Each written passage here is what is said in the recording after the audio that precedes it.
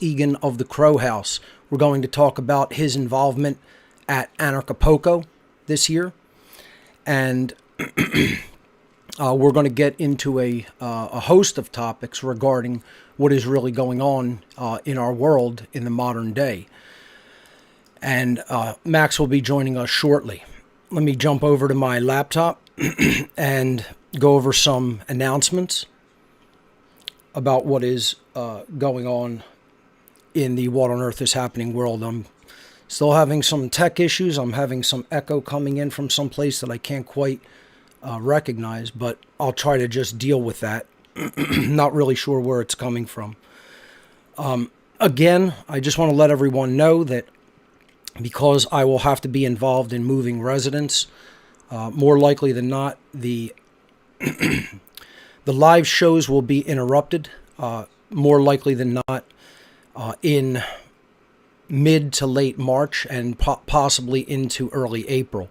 So do not expect a 100% complete season of What on Earth is Happening, but we're going to have some great guests and some great topics coming up this season. Let's jump over to the laptop and see if all goes well here. That's not the correct one, but that's full screen. Thank you to Will Keller for the great artwork, as always. Always putting out a great title card each week.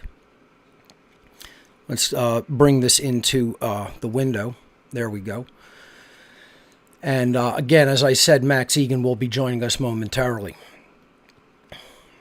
We're on a new 2-hour schedule, 3 to 5 p.m. Eastern from January through June.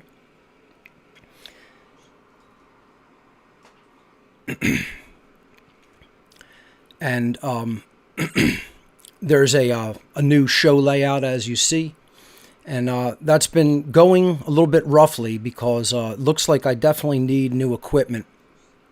I have asked and received the funds for a new Mac studio for One Great Work Network, and very happy about that. That'll be arriving this week, actually, and I'll be setting that up. And we have a new donation piece of technology to donate toward on What on Earth is Happening donation gifts, which is a new presentation laptop. I'm also going to need a new streaming laptop for this show and for my creative work. Sorry, not laptop, but desktop. So after the funds are raised for my new laptop for the presentations I'm going to be delivering this year, I'll put probably another Mac Studio up there for my own creative desktop. Because, again, this computer that I'm actually streaming on is beginning to struggle, and it's about 5 years old now, and I think it's time to just upgrade. So do check out my channel on Band.video. I still only have one video up there. I'm going to probably upload my natural law seminar there over the next few days, and then some other presentations, so look for that coming soon at band.video/channel/Mark-Passio. The How to Become the True Media seminar is really coming at us at a rapid pace because enrollment's going to open April 1st. This is an intensive online technology seminar, 23 weeks in total, hosted by myself on the Telegram platform. We used Telegram last year. It went really great. We're going to be continuing to use the Telegram platform this year. It'll take place every Monday, 8 to 11 p.m. Eastern Time from July 10th through December 11th for a total of 23 class sessions. There is limited space if you want to partake in the How to Become the True Media seminar this year. Enrollment will open Saturday, April 1st, so be sure to get in there and enroll, and don't wait until the last minute. You can learn more about the How to Become the True Media 2023 seminar at the website howtobecomthetruemedia.com. One Great Work Network has been running strong. OneGreatWorkNetwork.com. Ending slavery, one mind at a time. 72 phenomenal content creators. We're always looking to add more. We'll probably be reaching out to a few more people in the early part of the year. So we'll even be adding some more content creators this year. Check out the great work that they're all doing at OneGreatWorkNetwork.com, and please donate to them the content creators deserve your support. There's a new category at What on Earth is Happening Donation Gifts, the gifts area of my website. It's called Technology Donations. There it sits in the categories on the right. And if you go to the categories page, I placed it as the first category on the page. If you click into there, you will see there is a tech donation for specific items that are too expensive for a single individual to donate. I wouldn't ask a single individual to donate for something as expensive as a MacBook Pro or a Mac Studio. So that's why we're doing crowdsource funding starting this year for items that are required here in my home studio, home office, to do this type of work. And again, people came to our support by getting the Mac Studio for us, by donating for that, and that has been purchased and will be here this week. The next item is this M2 MacBook Pro, which was just released. And again, I definitely need new equipment this year. My equipment is considered aging by today's standards. And again, even today, as I started the show, there was a minor hiccup, and I thought that the, software had locked up on me. Again, software is so demanding these days that it requires almost the latest and greatest equipment to run it on. This is how developers unfortunately write it. Again, I have to do another whole show, I think, this season on software development and how people don't consider it an important topic in the freedom community. And they're way too easy on developers. They believe that developers are somehow doing a good job, and I could assure you nothing that doesn't resemble the truth in any way. Software development is really, really in a poor situation, especially as far as the consciousness of those who are actually doing the development work, their understanding of what people actually require versus what they think they need, versus what the developer thinks should be built into a product, which is often wildly off than the things that people need and are asking for. And it's laden with bugs continually. Almost even some of the best software is just completely laden with bugs. And this is because of developers really not caring enough to do their job properly and not taking enough pride in their work.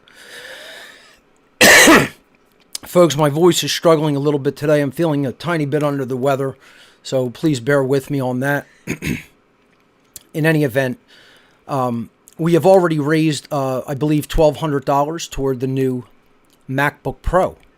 So thank you for everyone who has donated for this item. You're really making us better equipped to be able to do the work that, I put out here. And it's just, I really thank everybody very deeply for donating like this, because it makes it easier and faster for me to procure the technology needed. And again, that's another thing many people don't understand, is that technology is a gigantic part of this. It's an inseparable part of the great work. Whether you think that that's a good thing or a bad thing, whether you like it or don't like that's the fact, it is the fact. And again, too few people actually understand that, unfortunately. Very unfortunately, too few people understand that. So let's continue on. And thank you to those who have made donations. We're almost halfway to the goal. Hopefully we can reach that goal in the next week or so. I'll be interviewed by Foster Gamble on February 4th, 2023. It's called the Worldview Pioneer Series, Truth and Natural Law, Show the Way Out. An interview that Foster Gamble is going to be bringing me onto his Worldview Pioneer Series show for. So look out for that February 4th at 11 a.m. Pacific. That is, 2 p.m. Eastern Time, 2 p.m. Eastern on February 4th.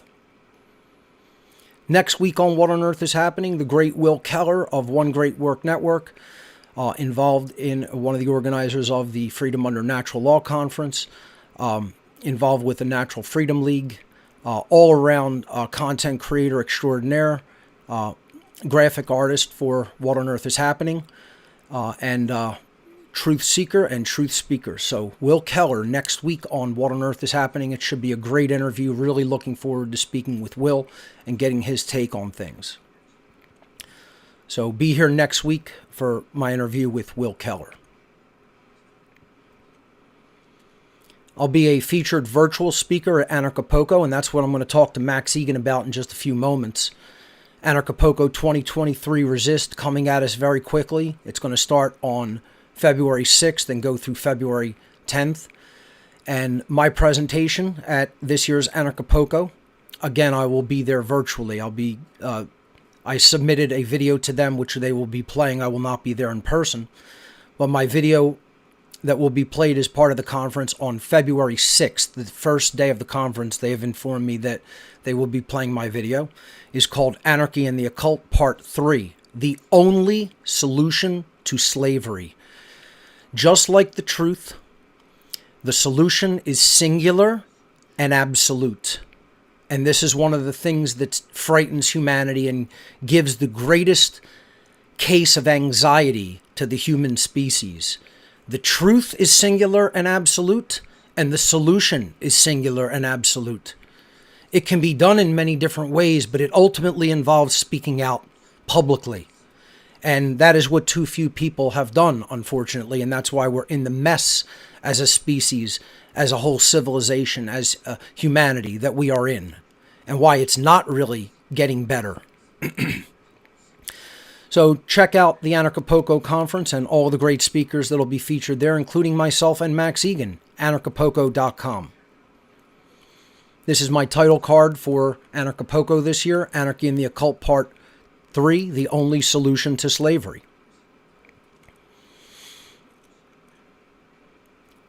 Also coming up toward the end of this year, in the fall, Two Masks, Same Face, the dark occult origins of Nazism and communism. And again, I'm going to completely blow the lid off of that. These are not different organizations. They only differ in their political approach and in the mask that they present to the public. But in effect, they are two masks of the same worldwide dark occult religion.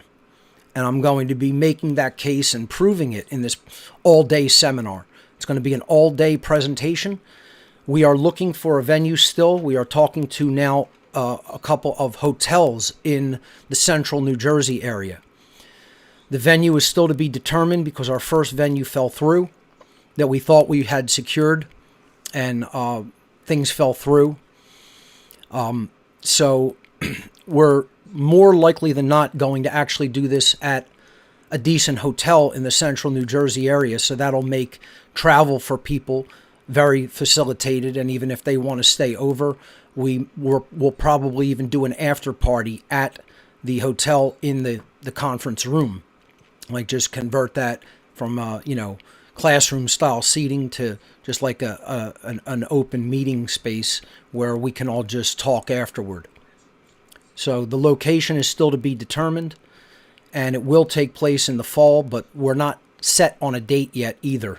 More likely than not in late September or early October.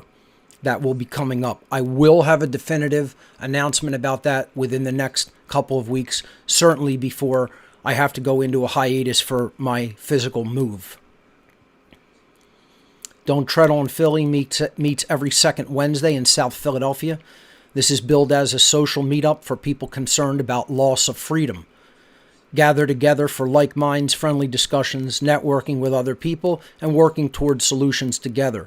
It's the second Wednesday of every month from 6 to 9 p.m. at the Dive Bar in South Philadelphia. It's always free to attend. We had a huge crowd show up last second Wednesday. And I mean, it was probably the biggest gathering of Don't Tread on Philly. So thank you to everyone for coming out and making these social events successful, meeting each other, realizing we're not alone in this fight, and getting together to network and come up with some great ideas toward the solution. Check out this group at don'ttreadonphilly.com. And if you're in the Philadelphia area, come on out on the second Wednesday of the month and meet us all and hang out and talk with us. The IPFS project is going. We have 3 potential nodes going up within the next few weeks. I am actively involved with I've gotten the data now to 3 different people. So people are stepping up. I need 5 nodes online by the end of the year, or I have to place What on Earth is Happening in hiatus until these nodes go up, because that's for the protection of my information and data. I want it online in this form. I want it to be immortalized in this form. I want it to be censorship in this form. And unfortunately, people did not step up last year, so I had to make an ultimatum that if I don't get 5 IPFS nodes online by the end of 2023, What on Earth is Happening will be in an extended hiatus until 5 nodes are live online. That's just how it has to be. So we are working toward getting 3 set up right now. So we'll be 3/5 of the way to the goal if those nodes go up successfully. And I'm talking to more people. So thank you for those who have stepped up. And if you're interested in taking part in this project, there are rigid requirements. So be sure to fill out the form, read the PDF. And if you have fully read the preliminary instructions and you want to begin, then you can contact me with the instructions given. You can get those instructions at whatonearthishappening.com/IPFS, the whatonearthishappening.com IPFS project. To call into the show today to speak with our special guest, Max Egan, go to whatonearthishappening.com/call. That will admit you to our Telegram call-in room. From there, you can wait. You can join the call and wait in the queue, and I will call on you. If you're called upon, please be ready to unmute your microphone. The callers must unmute themselves after I unmute them from the server side. So I will allow you to speak, then you must unmute your own microphone because everyone basically comes in muted. Just be ready to do that if you're a caller waiting in the queue. The ARC 2.0 drive still available. People still taking me up on this just about every day. Go to whatonearthishappening.com/ARC for the shipping instructions. The ARC 2.0 drive consists of over 26,000 audio files, 9,500 digital books, and 3,400 digital videos, all from my own personal archive of research and data gathered over the years and given out freely. Again, I do ask for this offer for a donation for my time and effort, but not for the data. I'm basically copying that data for you to do your own research at your own time. Without even an internet connection required, all the data is local on the drive that you provide. Check out more about the ARC at whatonearthishappening.com/ARC. At gifts.whatonearthishappening.com, you can make a donation to receive gifts of hard copies of my presentations in the form of flash drives and DVDs. You can get promotional t-shirts, stickers, coasters. We just got a new coaster order. The coasters have been out of stock. New coasters just came in with the One Great Work, What on Earth is Happening design. So they're back in stock. They were a pretty popular item. We also have the One Great Work Collection Drive, which is a solid-state drive with all of my work on one drive. That's been one of the most popular items in the store. And we also have the new technology donation section there where you can crowdsource fund technological items that I require to continue both What on Earth is Happening and One Great Work Network. So check out What on Earth is Happening donation gifts at gifts.whatonearthishappening.com. If you want to make a straight donation, which we'll receive 100% of, to put into the great work at What on Earth is Happening and One Great Work Network, you can go to whatonearthishappening.com/donate, and there's a plethora of donation methods there, including our Amazon wish list for smaller tech items. I believe there is one tech item on the Amazon list right now. I, again, only use this list sparingly to put items that we very much require in the immediate sense.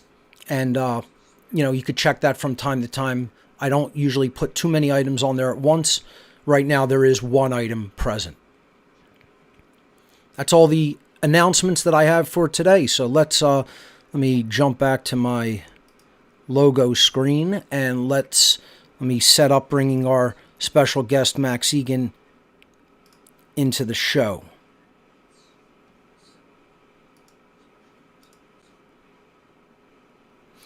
All right, I'm going to have to use my headphones to speak with Max.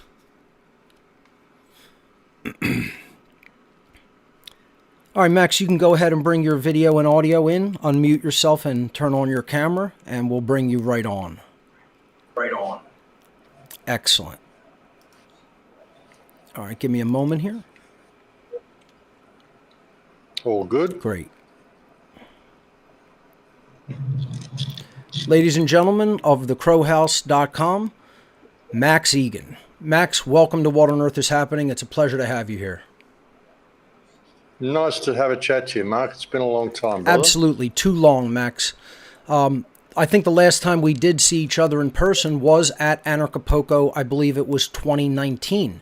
And we had a great time there. We were able to hang out together, talk, socialize with others.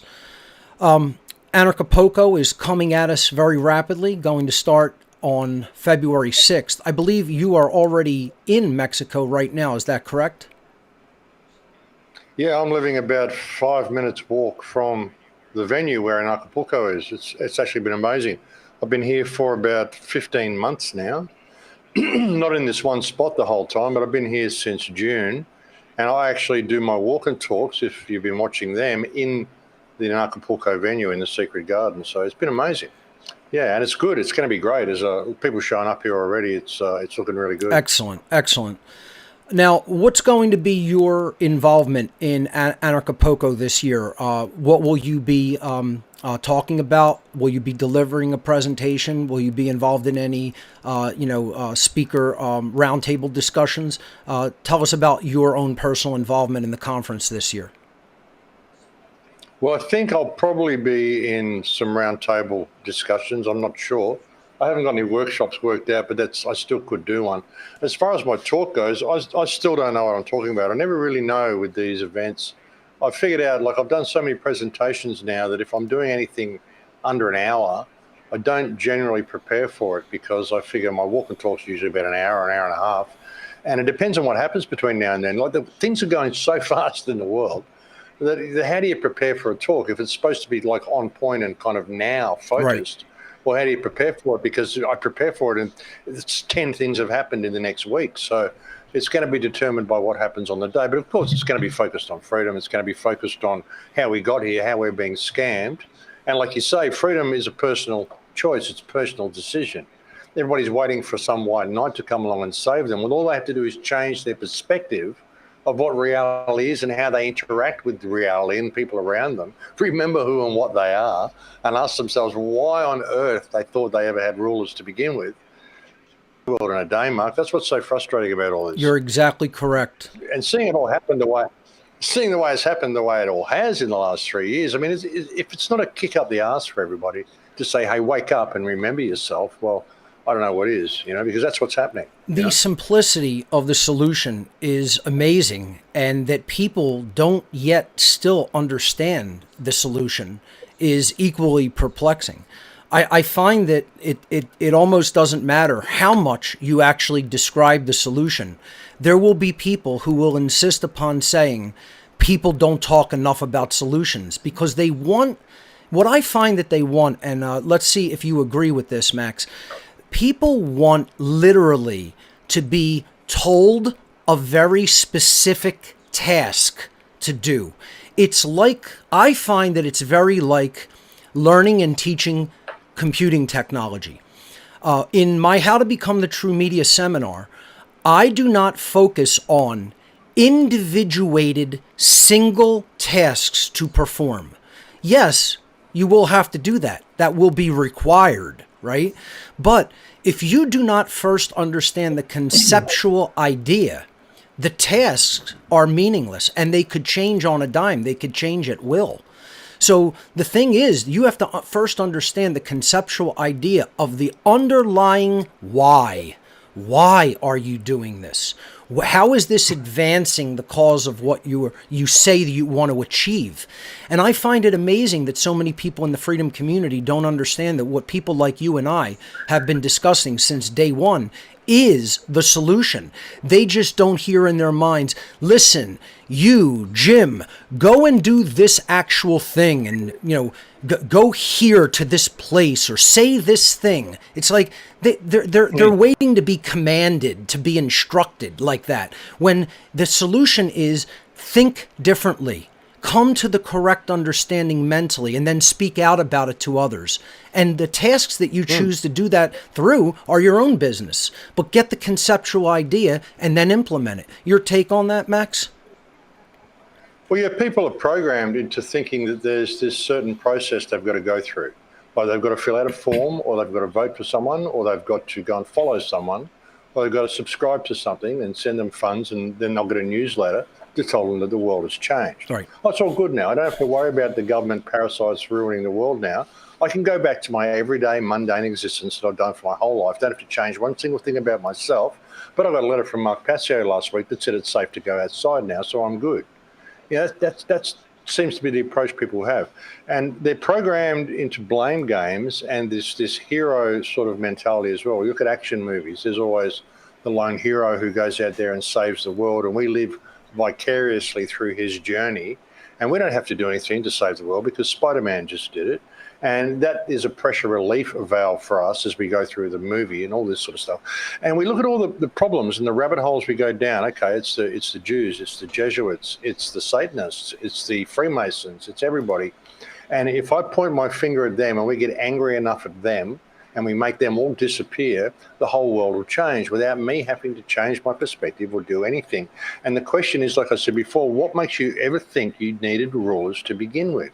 It's all of this programming that that's been set in place for your whole life that you just never really understood yourself. The perfect example I've got of this is I've used this story quite often lately, is an old man that I saw on the beach in Venice Beach, 85 years old, sitting there crying. And I said, what's the problem? Why are you crying? And he said, because I just realized I could have done this 70 years ago, but I did all this other stuff. I thought the system meant something. I thought it was real. I thought I had to have a house, have a white picket fence, have this car, and get to this level on the social ladder and do all these things that the society gives us to do. They give us all these things we've got to measure ourselves by, all these designated enjoyment zones to go to. Of course, if you haven't got your jab and you can't scan your QR code, you can't go to our designated enjoyment zone. So you can't do anything else because you don't know how to be you and just live your life in the forest, all this sort of stuff. But this guy's saying he did all these things, got a corporate business, had all this stuff, had a wife, a beautiful business, all these things. But all he really wanted to do was sit on the beach. And he realized that through all of the stuff that he'd done, he never found himself. He missed out on himself. He missed out on the one thing he came here to do, which was to be who he was. And we don't do that because we're given all this stuff that we're told this is what you need to be. But they're not our ideas. These are other people's concepts of what they think we should be to fit into their system. So their system can just keep going and doing what it's doing, which is getting tighter and tighter and tighter and destroying everything it means to be you and taking everything it means to be you from you. So that soon you're going to need permission to choose what color clothing you wear, for God's sake. It's ridiculous where they're taking it. And the solution is to remember who and what you are. Remember what you came here for. And realize that the people that are ruling you are just people, just like you. You get some guy, but he puts on a fancy suit and he writes all this rubbish on paper. And he said, well, now I've written it on paper. You've got to do it because this other guy, this friend of mine who's got a fancy suit on, he put a rubber stamp on it. So now it means something. Now it's truth. Now it's law. So now you've got to walk between these lines. And if you don't, I'm going to get this other guy to put you in a cage. How did that work out? That's the system that we got. And why would we think that these people are our rulers? They're not. Government, if it's anything, it's people we employ to manage infrastructure for us in a responsible manner. So the garbage gets picked up and all this sort of stuff because we've been coerced into living in these ridiculous things called cities, which turns us all into truckatarians. So we're all completely dependent upon the system. No one can fend for themselves. No one's got any life skills. Everyone's living by conveniences. And so they're so scared of change, so scared of actually having to stand up and say, I have value, because then they might not be able to go to the supermarket, and they don't know how to grow a seed. They don't know how to do anything. You know, even with the trades, and I could go on for hours and hours. You know, you become a plumber, or you become a mechanic, or a carpenter, or whatever. Why not all of them? Like, you go and do a trade, you spend 3 to 4 to 7 years learning how to do one thing that you can learn how to do in 2 months, and then you can go and learn how to do another 100 different things, so we can all do everything. You know, that's the way life used to be. They have us, and why is it now? I mean, they have us so separated from the natural world. That's the main thing. We're literally cut off from the natural world. And everybody is living in a realm of constructs, of constructural ideas in the mind and beliefs, rigid, hardened belief systems that do nothing to serve who we are, that do nothing to advance us, to do nothing to help us to learn and grow in consciousness. And in effect, what the whole system has done, it has strangled possibility. The destruction of freedom is equated to the total destruction of what we believe even is possible, let alone what the system allows the possibility of developing and unfolding. When it cuts down that possibility and cuts it off and strangles it, that is literally the definition of the destruction of human freedom. And that's really where we are societally. We're in that state of total destruction of possibility, and that is what ultimately creates slavery. And people still believe to this day that somehow is moral, because they somehow believe that it must be that way or there'd be chaos. It's amazing that this many people are still hardened into this religious belief that authority is legitimate and that it's somehow moral, and it's not exactly what you described. A person issuing commands, another person rubber stamping the commands, another person saying, I'll beat their skull in if they don't obey the command, and they can't see that that's violence. Yeah. No, that's called government, Mark. They're doing it to help us because they care. They've got to keep the world a safe place. Keep you safe from yourself, brother. See what they're doing, and like strangling, what you say, strangling all human potential. You imagine Leonardo da Vinci or Michelangelo or one of these, Nikola Tesla, anyone being born into one of today's schools and trying to actually express themselves? It's a joke. It's a complete joke. And that's why people can't see the solution, because the solution is them. But the problem is that they've lost so many life skills. Like I said, everybody's truckatarians. They live off the food trucks. They don't know how to think for themselves. They never had parents. I mean, they never left their parents. You know, it's in Western culture, we don't have any coming-of-age sort of ceremonies. That's something I find fantastic about being in Mexico here, is that when the kids turn 15, they have a quinceanera or a quinceanero. If you're a quinceanera, you're a girl, you now become a woman. You've got to start taking responsibility for yourself. Don't go out and start sleeping around, because things are going to happen. You've got to start thinking like an adult now. And the same with the boys, they have a quinceanero. Now that you're 15 years old, you've got to start thinking manly thoughts. You've got to start and put all those childish things behind and realize you're getting out into a real world where you can be taken advantage of. So you need to learn how to be a man. We don't have anything like that in the West. So we leave our parents. We go to school. The school teachers become our parents. We leave school. The government becomes our parents. No one can think for themselves, and they're too scared of actually operating on their own. That's the problem that we're facing. Even when we point out the corruption of the system and tell people what the solution is, no, they want someone to point the finger at. They want someone to hate, someone they can go on, because that's what the movies tell them you've got to do. That's what all the adventure novels tell them they've got to do. No, you've got to form the posse, and you go out and you lynch them. And then what do? You got this big power vacuum. Don't you just get on with your life? Oh, we need to tell these politicians and convince them to let us get on with our lives. No, just get on with your life. You just do the right thing in all that you do. It's pretty simple. There's only one law: do no harm. And don't comply with any legislation which causes you to do harm or causes you to step outside your moral compass. It's pretty simple. Like you always say, Mark, don't tolerate wrong behaviour. It's quite simple. What's a human right? It's a human in right behaviour, which is the opposite of a human in wrong behaviour. And when everything this system does coerces you into acting in wrong behaviour so that people suffer, well, I think I see a solution here, you know. Well, it's mind-boggling that the solution is so simple that people can't see the forest for the trees. I mean, I saw this when I was 4 or 5 years old. When I said to my mother, why can't we live in the forest? And she said, because we don't own the land. And I went, what do you mean own the land? How can you own the land? You know, why is all these people starving around the world when I see food in all the supermarkets every night that nobody's eating? Right. Why aren't these people eating it? Why does everybody have to pay to be alive? What happened? You know, I was asking this of my parents when I was 4 or 5 years old. So I mean, it's fascinating that people can't see the solution, and we've kind of got to this point of dare I say, spiritual bankruptcy of generally the human race.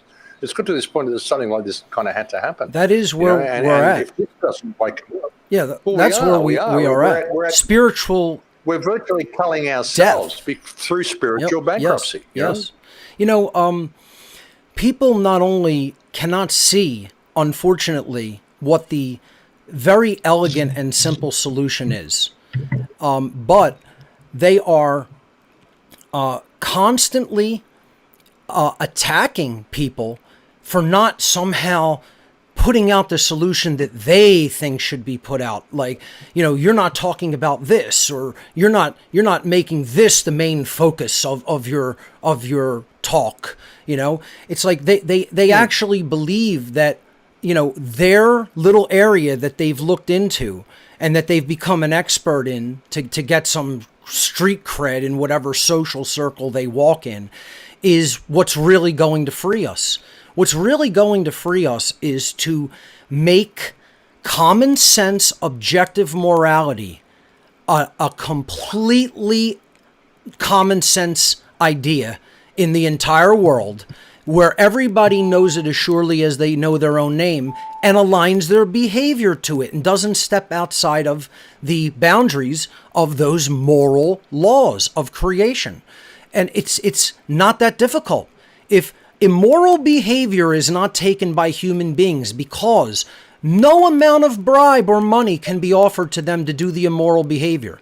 In other words, our measure of success has to be how many people are refusing immoral behavior regardless of the reward that is promised if they do it. So if you ask yourself, look at the world and tell me how many people are saying, even if I'm offered millions and millions and millions of dollars to go into the police force and take away people's rights as soon as someone commands me to do it, even if I'm paid millions and millions and millions of dollars to go into the military and maim or kill people the minute that I'm commanded to do it, whether it's morally correct or not. How many people are saying, no matter the reward, no matter the amount of money offered, no matter the social status offered, I will not behave and allow my body to be used as an instrument to do immoral behaviors, no matter what the reward offered to me is in the physical domain? How many people are stepping outside of those positions? How many people are quitting those positions? That's my measure of success. Max, what would you say?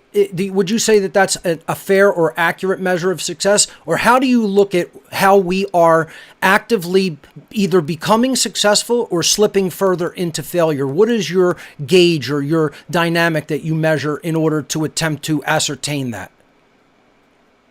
Well, like you say, how many people are prepared to take that challenge? Personally, I won't step outside my moral compass for anything. That's why I try never to do commerce or anything like that in anything that I do. I know it's necessary. We live in a commercial world.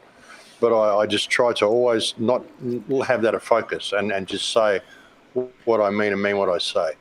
But that's one of the huge problems, is that people aren't prepared to do that. They get caught in this system that they think is real, and the system isn't real. Even the whole concept that you need money to pay to be alive, and that having lots of money means something. Sure, it can create some sort of ease in your life, I suppose, but there's greater things than that. People always say, if someone is faced with the choice of providing food and comfort for their own family.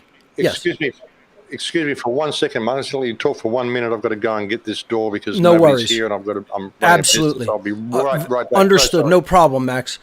What I want to ask the listening, the viewing audience to consider, and I'll repeat it when Max comes back, is people constantly say, well, you can't ask a human being to say to their own family, we might have to go through extremely hard financial times and possibly not even have food on the table some nights, to cease doing a job and behaviors that they themselves truly know to be morally wrong and that are objectively morally wrong, whether they know that they are or not. Yes, I can ask of that. Yes, you can ask them to do that. Yes, they should do that. What is worse? To allow your own family to suffer, to not do something wrong to another person. So, Max, what I'm generally asking people is, do they think it is worse for, let's say a person is a soldier and doing very harmful things, or let's say they are a cop and they're being asked to do extremely immoral behaviors, okay?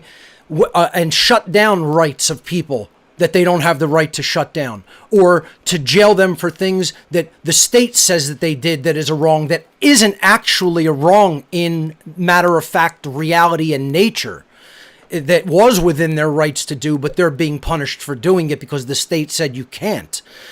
What is the worst moral choice? What is the worser or the more immoral choice when it comes on the spectrum of morality? Is it to allow your family that is profiting from the evil that you're involved in to not have what it once had and to live a lesser quality of life and continue and not continue the evil, or to make a choice to say, I'm considering my family's base physical comfort needs more important than someone else's rights, than someone else's freedom, than someone else's lives and property, etc.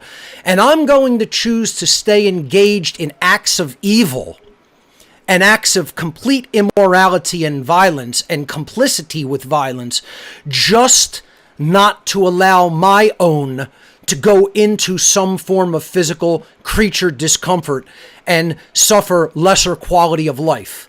Which is the more moral choice? Which is the less moral choice? I would say it's always the less moral choice to continue to do harm and to continue to violate other people's rights, rather than to say to one's own family, we cannot profit from this. We cannot prosper from this. We cannot live a life of comfort and assuredness and full bellies and a nice family and nice clothing and a car in the garage, while the thing that enabled that is complicity with an evil system and using my own body, my own physical vehicle for the expression of my consciousness as the vehicle to enact that evil out into the world.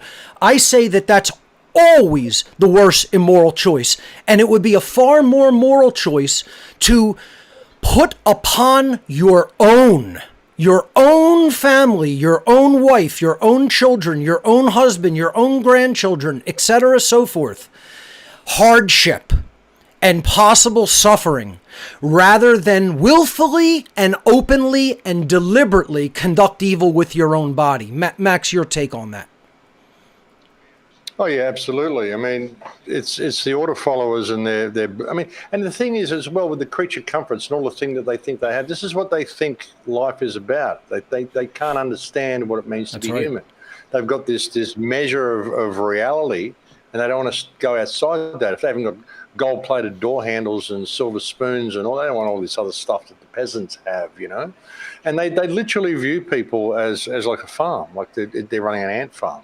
Now, the mind of a psychopath is very different to the mind of a normal person.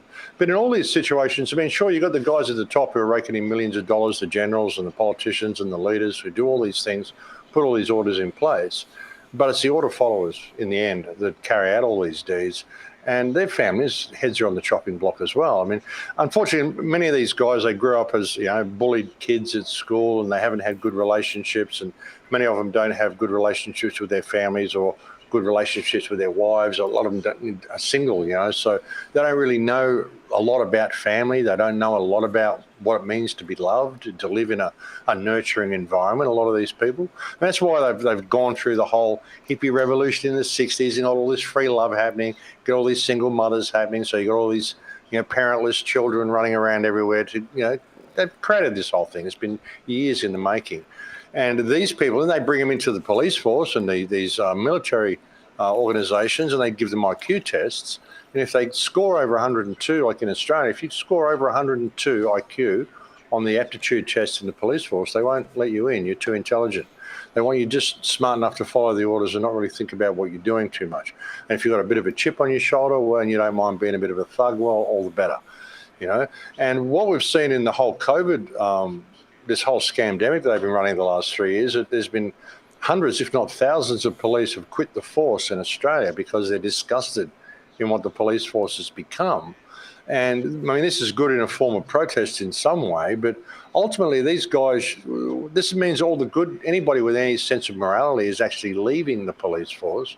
It would have been better had these people turned on their commanding officers when the orders were given and said, that's an illegal order, and I'm going to do my duty, and I'm going to arrest you, and I'm going to remove you from a position of power, and I'm going to have this whole thing investigated.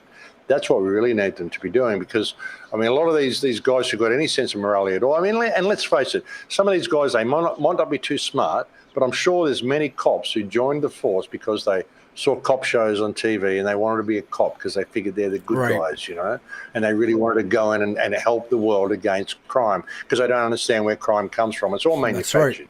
If you want to create a crime, you just create a new law. Every time you create another law, it makes something illegal, you've created a new crime. Oh, my God, look at the crime figures. They're double last year.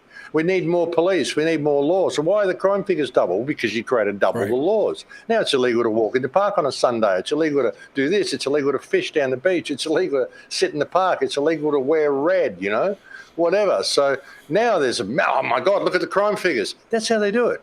When Obama brought in Obamacare, he put in 180,000 new laws or something. That's 180,000 new crimes that he created. Exactly. That's how you create when crime. There's only, as you said, one law. Don't initiate harm to your other fellow beings. That's it. It's that simple. That's it. That's it. And how come everything they write down and call law, because the guy in the suit and the rubber stamp and the little process, it goes against that. And yet they dare to call that law? How does that work, you know? So people can't see all this stuff. So, I mean, that's why they do what they do, Mark. And that's what spiritual bankruptcy looks like. When you've got these order followers wearing these uniforms and these sigils all over them, going out there and just brutalizing people because their commanding officer told them they should do so, because it's written in the book here that this bottom line's got to be met. It's crazy. When you look at our society, it's absolutely insane. There's no way that any sane mind would have even come up with a society like this. And it's getting tighter and tighter and tighter with what they're doing with the smart grid and what this whole thing's been about, to roll us into this whole track and trace, QR code, digital currency, track everything, know every thought, everything you're doing, you know, harvest all of you, not just your time and your space, but everything, put you in these little 15-minute cities that you're hearing about they want to create. So, yeah, it's just destroying human consciousness on all levels. And I see it as an opportunity to wake up. I mean, how hard are they going to push it before people suddenly stand up and say, oh, shit, I've got value. I actually have value. I'm worth something. You know, I can actually do what I want to do. I can create with these hands. I can just go and do what I want to do. I've often said to people, if you throw yourself to the wind, you can ride it. And if you just go out and throw yourself into the world, you'll find incredible things. But we've been taught we can't do that. We've got to stay home. We've got to be dependent upon the city. We've got to do what we're told. And that's why people can't find a way out, because they want the instructions. Right. That's why they think when we want what's the solution? Why don't you and Mark tell us the solution? What do you mean the solution is me? That's how is that? That's new age rubbish. That's all airy fairy, nebulous nothing. You're not telling me anything. What do I do? Where's the form I need to fill out? What movement can I get involved with that I can donate money to that's going to go and use the system itself to fight against the system? You know how it's your belief the system is real. That's the matrix. Why don't you just get on with your life? You know how I word it to people? You know, I ask them, describe at the most base fundamental level that you can, what is the nature of the problem? The nature of the problem is that there are many, many, many, many, many people in our world that are willing to do immoral behaviors, and their behavior is out of alignment with morality. Now, if you accept that as the main premise, then why is that the case? What is the underlying factor that they're willing to do those behaviors? It is because they have fundamentally ingested into themselves, taken into their mind, wrong thoughts. They have believed things that they have thought, that have been pushed upon them for their mental consideration, for their thought process, that simply are not true. They are lies, they are deceit, they are not in alignment or congruity with objective morality and even objective reality. Yet they are rigidly believed in a dogmatic way by the majority of human beings. So the problem is immoral behavior. The underlying causal factor for that problem is totally incorrect religious thought. And when I say religious, it doesn't mean Christianity, Judaism, Hinduism, Buddhism, Islam, etc. It can be those things, but it is not limited to those. One great work network content creators, I think it was Logan Hart, said something to the effect of, the most dangerous religions are the ones that most people never think of as a religion. That's what we're talking about as religion. Wrong moral thought. The belief in authority, the belief in government, the belief that it doesn't matter what the action was, it matters what the intent was instead of the harm that resulted from the action. The idea that if government commands it, that's different than if the average person commands it, etc. The belief that if you're feeding your family and providing for your family, it's okay for you to do immoral things to other people because you can't let them starve or go hungry or be uncomfortable. All of this wrong, immoral justification for absolute immoral behavior and violence. That's the underlying reason. Wrong mental thought. So then extrapolate logically. See, it's like when people say that they can't hear the solution in what we're saying, we've been saying these things, and it's a very simple, elegant, logical extrapolation that their mind is unfortunately simply perhaps not advanced enough. They have not engaged in actual logical thought processes for so long that their mind may have been worked into a synaptic pattern that perhaps they cannot actually reason like this. And that's why they need to hear it over and over and over and over. But the answer then becomes, if you extrapolate logically, that if a lot of minds were hammering on that one mind over the course of their youth until they became an adult with wrong thought, the only way to possibly reverse that condition in that individual's mind is for a whole lot of people to speak the truth out into the world such that they are going to hear that truth. And that's going to bombard the mind and the synaptic pathways and compete with the wrong thoughts until the voice of the truth massively outweighs the voice of the lie, coming at them and entering them and being ingested into their own mind. And that's going to break down the wrong thought and instill the correct thought. How anybody cannot see that, and how anybody can think that it is possibly ever going to work any differently than that, is sad to me.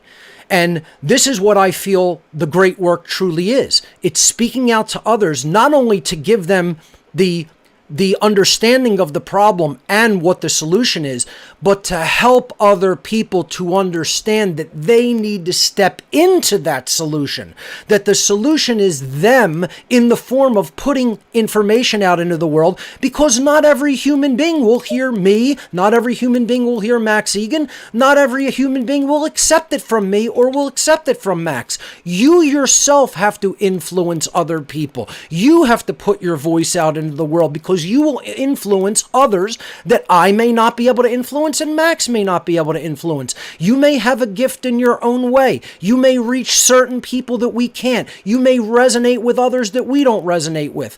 Max, your take on all of that? Yeah, absolutely. People need to be their own solutions, and they need to reach the people around them. You know, like I said before, the problem is people's loss of life skills, like basic life skills. Even more so, as much as we do need the technology, a lot of the skills people have lost with technology, they've lost the skill of communication on a real level with the people around them. They're scared. They're literally scared of what it would mean to just walk out into the world and just live. You know, and go and build a teepee and go fishing. Like I said, that guy just wanted to sit on the beach for most of his life. You know, I've said before, you know, the system's getting so dystopian And soon you're going to need biometric ID and all of this stuff, even to log online. You know, if do you have the skills that we had 100 years ago where you can just walk into the forest with a knife and a piece of rope and know that you can make something, you can survive, you can build yourself a fishing rod, you can hunt, you can do what you need to do to get by. We don't have those skills anymore. People, they're truckatarians. They go to the supermarket. They do what they're told.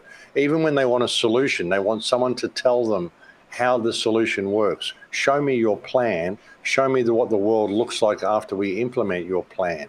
And I want to see every single step of it along the way. I want to see all the logistic support, all this sort of stuff. Because they think that way. They think in their left brain. They think the way the system is trained them to think. Like you say, they're all thinking wrong thoughts. They've never been taught about themselves. You know, some of the work that I did a couple of years ago where I was finding out that there used to be a root language on the earth, which was the basis of Hungarian, Magyar. And it was spoken by the Incas. It was spoken by Polynesians and Melanesians, most of South America. Even the Australian Aboriginals spoke derivations of Magyar. Magyar is a language that has 32 letters in the alphabet. Like in Hungarian, you can express every single nuance of human emotion. In Hungarian, there are 50 different words for snow because there are 50 different types of snow. With the English-speaking world, what we've got, they've taken our... I mean, we know, I know what I feel inside, and I have so much trouble trying to convey that to the world at large because of my limited understanding, my limited ability to be able to, because I speak English, because the words don't exist in English for me to convey what I want to say. So I have to get out in the world. I have to try to be that person, put myself out there on the public stage the way I've done, say what I can in the way I can, but always inspiring people to ask questions and to look within. Most of the shows that I've done, I don't try to bring you solutions. I don't try to bring you the answer. I try to get you to ask the question, because when you ask the right question, the answer will present itself to you. I have people write to me and say, Max, I think I know the answer to those questions. I already know the answer. I just wanted you to ask the question, because real truth cannot be told. People won't listen to the truth. Real truth must be realized. So you have to encourage people to ask the questions that will help that light bulb go off in their mind. So think about what it would be like if we had our root language that was still here and we could express every single nuance of human emotion. We knew stuff about reality that doesn't exist in our language to be able to convey. When you look at what they've done us, the number they've done on us, Mark, it's incredible how far they've divided us from what we should be. You know, and that loss of language is a really big part of it, I think. That's why you've got to feel the truth and you've got to know who and what you are. That's the solution. Everyone wants, like I said, they want instructions. But it's you. If you can find yourself and find your own divinity, see the beauty in yourself, look within you, and even look into the shadow. Because when you look into the shadow, you don't become the shadow. What you do is you find the light in yourself, and you realize that if you cast light on that shadow, the shadow flees. You can't do anything in the face of light. And the reason the shadow exists in the world is because people won't shine the light on it. They're scared of the way it makes them feel emotional. That's right. When I look at that bad stuff, it awakens all this terrible stuff within me. Well, all information is just light. People are they have a problem with processing certain forms of light. And so because of the emotional state it makes them feel, the way it makes them feel, they don't realize how easy they can heal that darkness simply by acknowledging the darkness is there. You know, it's a difficult thing. I mean, it's such a difficult thing. So I think in that situation, consciousness being what it is, like I said, we've brought this whole scamdemic and this spiritual bankrupt state that we're in. It's got to come to this head, because there's got to be a way for spirit, the divine, God, whatever you want to call it, to get your consciousness and squeeze it so hard that you're just that light bulb's going to pop open. It's going to happen. You're going to wake up. A lot of people are going to fall by the wayside. But in that moment of you, in that moment of that spiritual growth of yourself, you're just going to have this huge experience, and you're going to see what the answer is. And the answer is you, and it's always been right. You. Simply change your perspective and change the way you interact with the world, and the world changes. We can heal the world in a single day if people just had that epiphany, which is what I've tried to do. And what I've tried it doesn't to have to be hundreds or thousands of years. I hear people saying, oh, it was thousands of years for the human race to be put in this condition. It'll take thousands of years to get out of it. And it's not true. It's something that, this is just a belief that people have. Again, as you said, we can change it very quickly because it's just a shift in thinking. It is an epiphany. It is a paradigm shift, a paradigm change in the way one perceives things. And shadow work is a gigantic part of that. As you said, if people are not willing to look at the dark aspect of themselves, the ignorant aspect of themselves, the lazy aspect of themselves, the cowardly aspect of themselves, right? The thing that doesn't care enough. There's something inside of us all that says, don't bother. It's too hard. You can't.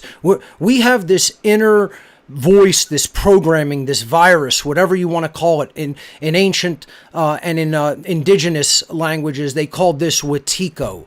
Wetiko is the thing that says, you're not good enough. You're beaten. You're not smart enough. You'll never be able to do this. And it can become a true thing. It can become a self-fulfilling prophecy if we listen to that demonic voice. If we listen to that voice that diminishes us. The shadow is the dark, negative, uncaring, unintelligent, ill-informed, ignorant, apathetic, cowardly, lazy side of us. But as you said, if we shine light on that and we ask, what do you think you're getting by continuing these practices? How do you think you're advancing yourself or anything? Why would you make the willful choice to stay in that state of darkness and in shadow when if you receive the truth of the matter and if you know what's really going on, no one who truly knows that the condition of humanity is actual slavery and that the people in charge are sick, twisted, satanic psychopaths, and then does nothing to end that condition, does nothing to improve that condition. No one can truly know, truly possess that knowledge and not act. The people who are doing that have this existential doubt in their mind as a result of not engaging with the shadow inside. They're not doing the shadow work to quiet the mind, sit with the self. Quiet the mind, sit with the self, and then pose the question, why have I not gotten upon the battlefield with 100% of my soul? With 100% of my soul, have I not charged headlong into the battle? What has made me apathetic enough not to do that? What has kept me ignorant enough not to do that? Most of all, why am I still so cowardly and lazy that I have not actually done that? This is the shadow work. The shadow work is to ask oneself those questions. As you said, the questioning process, the asking of questions is what brings all of that out of people and makes them have that aha moment, that spiritual satori or that instant awakening that they realize, wow, this is what is required of me, not of another. Not of someone else, not of Mark Passio, not of Max Egan, not of whoever, Alex Jones, David Icke, Michael Tessarion, Jordan Maxwell, etc. We are talking about you. What is going to be required for you yourself to say, I must contribute my own work upon the battlefield of life in the spiritual warfare that we are in, because if your effort is not added to the spiritual warfare effort, it is weaker as a result. That's it. If you're not contributing your energy to the side of good, then you are at least a cowardly observer, sitting back, watching other people wage the war and not engaging in it, which is just about as bad as saying, I don't care whether evil wins because I can't be bothered to actually truly lift a finger on my own and get involved in this battle. Max, your take on that and people's general apathetic mindset, and most of all, their laziness, their cowardliness, their inaction. What can we do to get them to see that their own action is required and it's not to be left to anyone else? No one else has this in hand. You must act yourself. Yeah, well, that's what I've been trying to inspire people to do for a long time. You know, people. The problem, people aren't even looking for spiritual enlightenment. They're not looking for any spiritual answer to life or looking to explore themselves through life.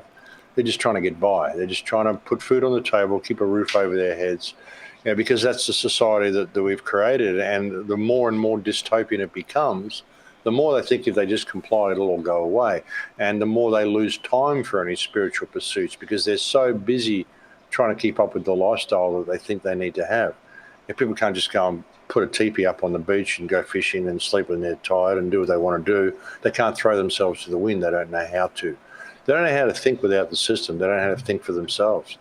And that's the problem. And even a lot of people who listen to people like you and I mean, it's all very interesting for them and they know there's a big conspiracy, but so many people sort of view it as the spy novel version of reality. They just like to hear the next installment of what the bad guys are doing. That's why you got so many disinformation people in the so-called truth movement as well that are always telling you about the latest false flag or the latest this or the latest that and what the white hats are doing and, you know, all this sort of crap that they keep people. There's been people telling me that alien invasion and like they're going to announce the alien interventions here. Like they were telling back in 1970s, we've been waiting for disclosure. Right. It's imminent. It's imminent. All this stuff's imminent. The white hats are in there. Trump's going to save the day. All these people are coming to save you. You don't have to do anything. Just keep eating popcorn and listening to the spy novel version of reality, but never applying yourself to it. Never applying yourself to it because you don't have to, because there are people in there looking after it for you. And again, that voice, you couldn't do it anyway. Just let these guys do it. These guys know more than you. That's why you listen to them on the radio, because they're so intelligent. You know, they're gurus and all this sort of crap. That's what I've tried to convey to people. The important part about my message, the most important part about my message is that I'm a social misfit. I'm a guitar player who used to smoke weed for years. I come from Adelaide. I didn't even finish high school. I'm not anybody special. That's the whole point. Right. You don't have to be somebody special to actually have an opinion and have your voice heard. You know, if people would just do that, realize that we're all special. That's right. There's people with different attributes and all sorts of stuff, but everybody's got a voice. I've often said every problem that we face in the world, doesn't matter, or any good thing, any good thing that's happened or any bad thing that's happened in this world that was created by humankind, ultimately came from the spark of idea that existed within the mind of a single individual. Of course. Had this idea, let's do this shit. And all these other people went along with it, and it turned into something really good or something really bad. But everything that we're facing came from a spark of an idea and a single mind. You can do that. Doesn't matter if you're in a wheelchair. You can be all fucked up. Right. You just can't get through life. You haven't got the physical attributes to do this, but you're really cluey and you got an idea and people like you. And you can just say something and that's going to take off like a wildfire. Everybody can do that. But we're taught, no, not you. You can't do that. You got to think between these lines and go to this school and don't think outside the box and do all this shit. And then go out there and you've got to succeed in life according to our parameters and don't ever find yourself along the way. And unfortunately, a lot of people aren't looking for themselves. They're just looking to survive. They're looking for that peer group pressure and that status. They don't want to be smarter than the people around them. Then they want to go and hang at the club and play pool with the boys. No one wants to hang around with someone smarter than they are who's talking about all this conspiratorial stuff. Let's just talk about doing up the old Ford motor and fixing up the Cadillac and riding our Harleys and going shooting on the weekend, you know? They're taught to be average. They're taught to be mediocre. Mediocre. And they're rewarded for being mediocre. Yeah. They're rewarded for being mediocre all the way through high school now. That's why everybody gets a star. There's no one excels. Yep. Everyone graduates at every grade that they go through. Taught mediocrity. And then if they're taught that... Mention Tesla or... Right. You mentioned Tesla or Michelangelo. In today's world, imagine. Yeah. These people are taught they'd be suicidal by the time they're 13. To be mediocre, and then they start believing it themselves. They start becoming these underachieving people / people who don't believe that they're powerful, when in fact they could be immensely powerful, incredibly powerful.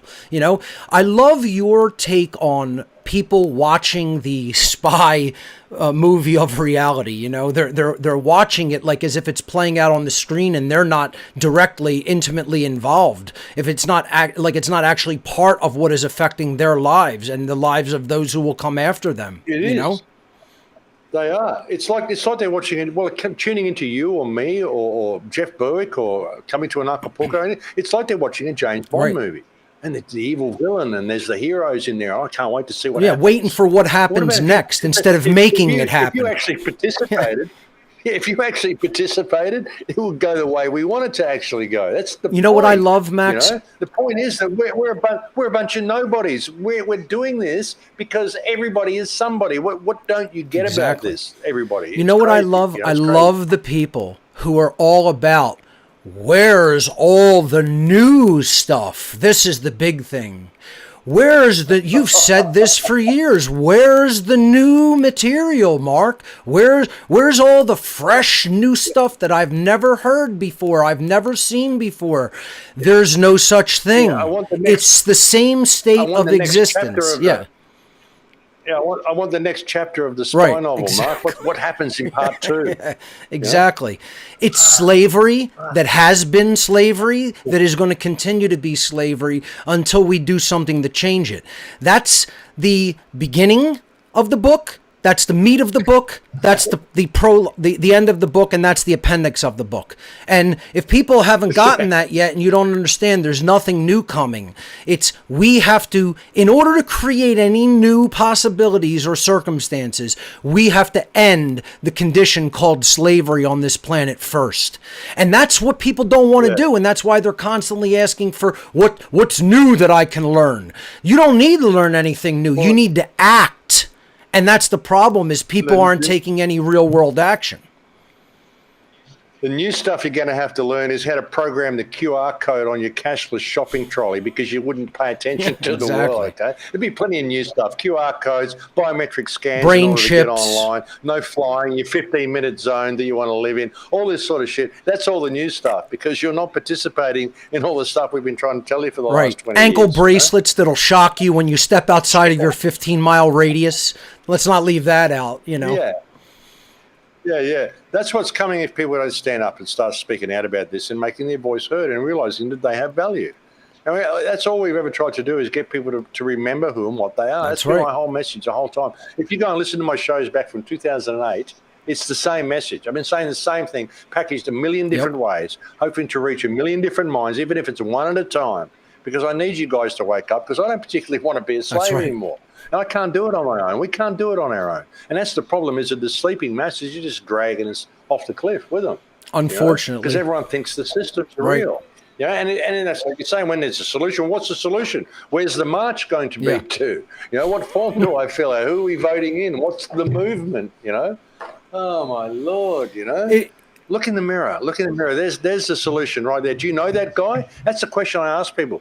Who are you? Tell me who you are. Oh, well, I'm a baker. No, that's what you do. Who are you? Well, they can't answer. They freaks them out. They've never really found themselves. They think they are their little part of the system, and somehow by using that, they're going to change things without ever finding themselves. It's like they're living in a mirror world. People are living in a mirror. They're looking in the mirror, and they're operating within the mirror, and they're not noticing the world around them. It's a crazy mentality. It's a crazy form of ego identification, as I refer to it. And it's all about finding the value when you wake up to who and what you really are and what your true purpose is. It's about finding ourselves. That's the psychology that we have to learn. We have to learn about what we really are at our nature, at our fundamental level of nature and consciousness. And we have to stop identifying with the roles that we are given. We have to stop identifying with the jobs that we do, with the affiliations that we have.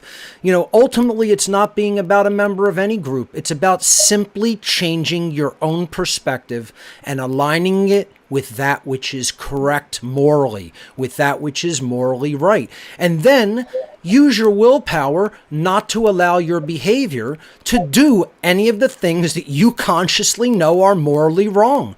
That is the solution. People don't understand that freedom is hinged upon that law. There is a law that governs human freedom.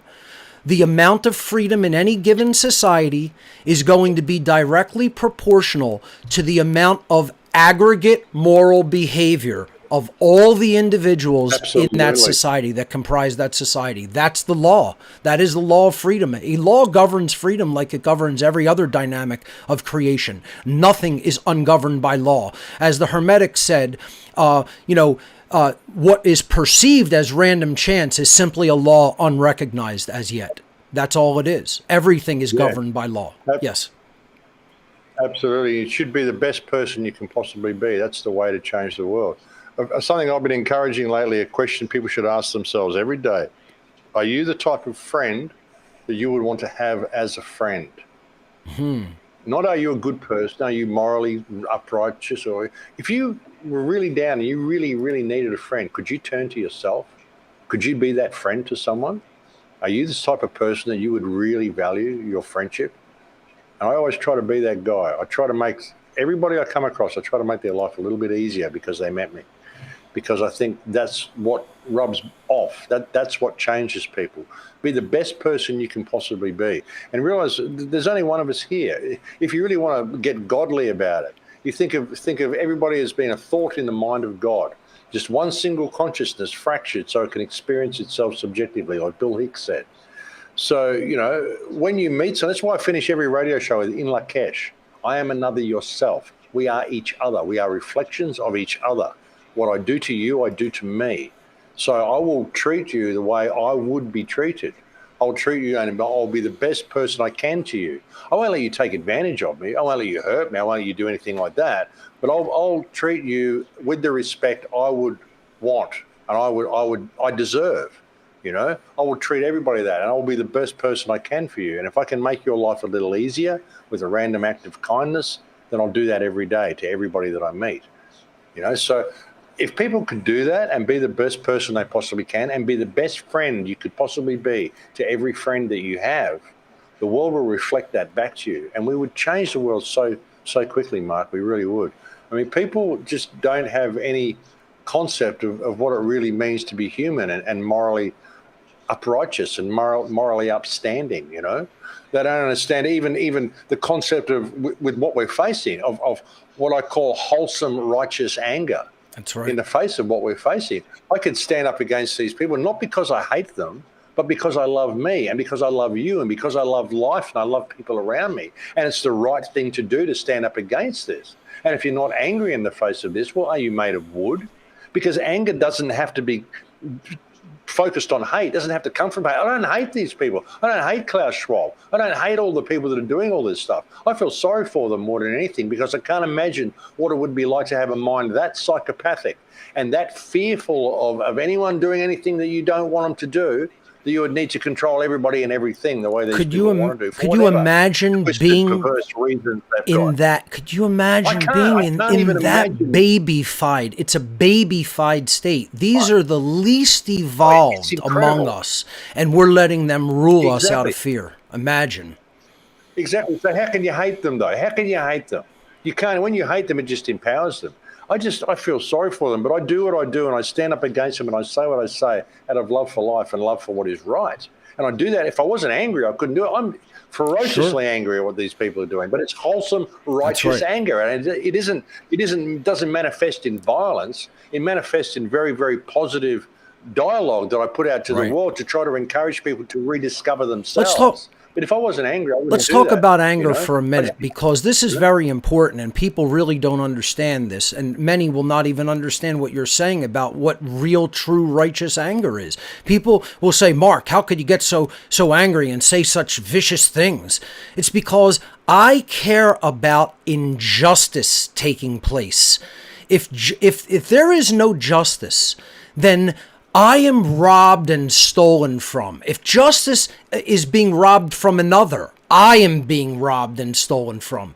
If I am having injustice done to me, other people are having injustice done to them and they are being robbed and stolen from.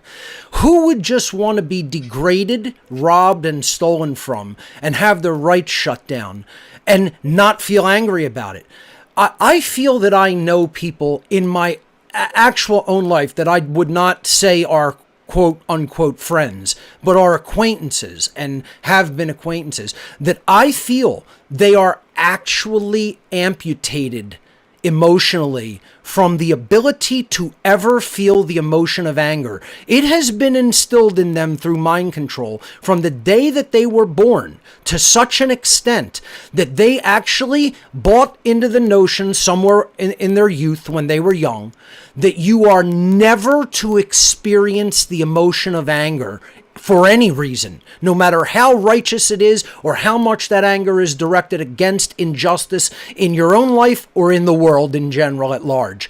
And I feel there are many people in the world today that literally, very literally, in the synaptic pathways of the brain and in the neuropeptides that generate the feelings that we have that we call emotions, literally cannot ever feel anger. There are people in our own communities that are incapable of ever getting angry. I have found this to be true. I want to talk about how society attempts to instill that and how the rulers of society don't want that righteous anger. Your take on that, of how we are really being bred not to be able to feel that righteous anger that you're talking about. That's what I think is really going on through mind control and social engineering and social conditioning, is they are trying to literally amputate that emotion out of people's psychological makeup. Oh, absolutely. Breakdown of the family unit has been a big part of it. The mislabeling of the genders. I mean, and the destruction of the divine feminine and the divine masculine, both of them. You know, men have just been completely demasculinized. They're not allowed to get angry, to be fluffy and become more in touch with their feminine side. Women have got to become more in touch with their masculine side. So they're removing the nurturing ability from mothers. So they don't have that fierce, like, you know, mother lion protecting her cub. They don't have that. You know, you'd never mess with a mother or get between a mother and a child. Not so these days. Mothers these days are quite happy to transgender their child when it's too young to even know what its gender is, because they're turning their children into a fashion accessory rather than a family that they're growing. You know, so it's been done very, very deliberately, and the merging of the genders, and people just, we're incapable of anger. And all Prozac and all the stuff that they put is fluoride in the water, and, you know, all these things help. You're getting angry, well, a bit of Prozac and Zoloft and this sort of stuff should fix these issues. So you just function on an even keel. And you think about women and men who take these drugs and then have sex and have children.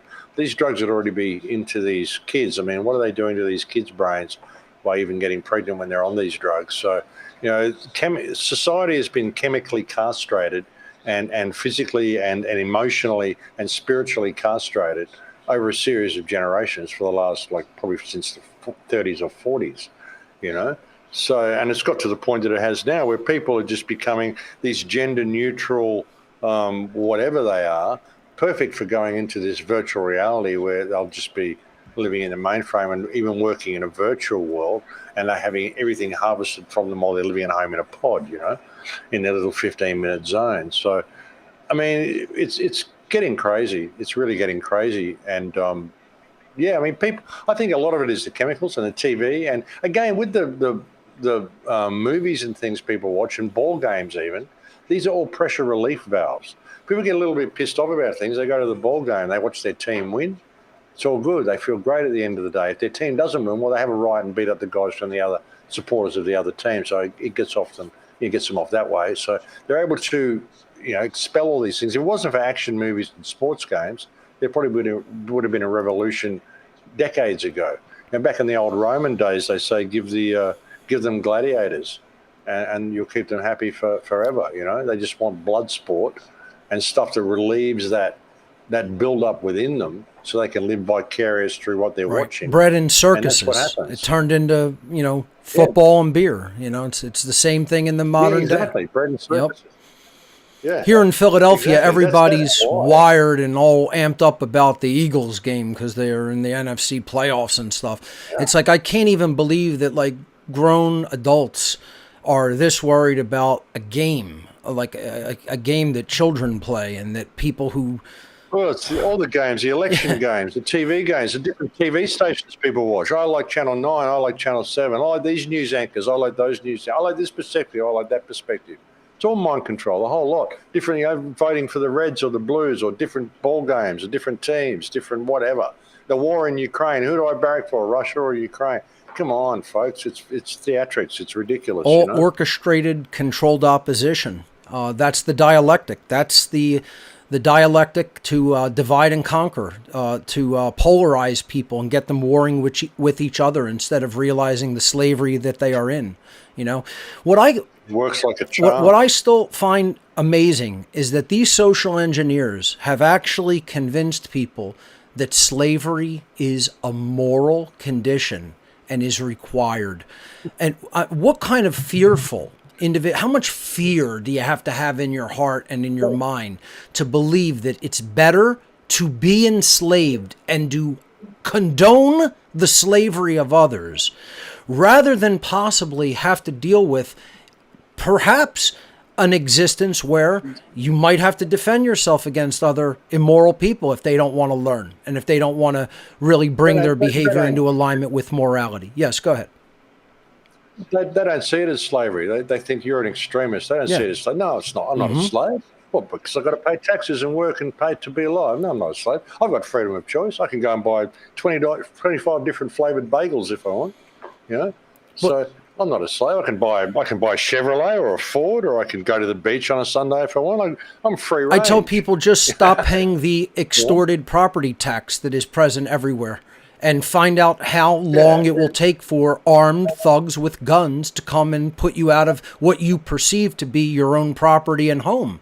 And people, you notice no politician will touch the property tax issue, no matter what platform they're running on, no matter what party they're running on, no matter what their political persuasion is. They will never mention this one because that's the thing that fuels all of their other violence. They have to keep the violence going basically with people having to live someplace and therefore paying to live there, paying to keep armed thugs from not showing up with guns and taking what is rightfully theirs. When they're living in it, they're maintaining it, they acquired it rightfully, which is the definition of property.